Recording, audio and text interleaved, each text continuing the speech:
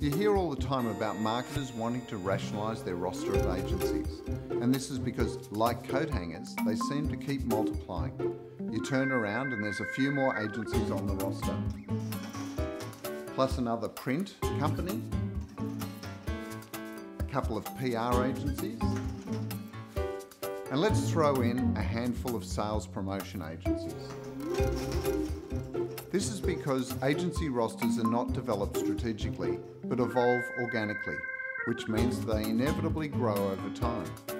Every agency on the roster adds additional time simply managing the relationship and administering the agency. It also has the ability to decrease your buying power. Consolidating suppliers can increase your negotiating power and deliver economies of scale.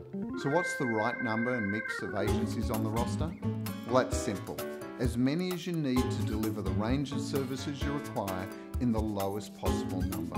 The problem is that simply taking the knife to the problem can create more problems than it solves. You could cut suppliers that have a huge amount of residual knowledge that does not exist anywhere else in the organisation.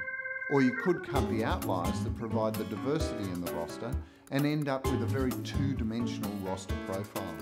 But there's a better way of answering the question: how many and what mix of agencies is the ideal roster? At Trinity P3, we call this strategic supplier alignment. And all it takes is 3 little steps. First, you need to determine what are your requirements by brand across the organisation. Not just today, but in the next 3 to 5 years. This is the strategic part. And you need to work out who is providing those requirements. Second, from this you can create the as-is state. This is a map that shows you where there are gaps, duplication, underperformance and opportunity.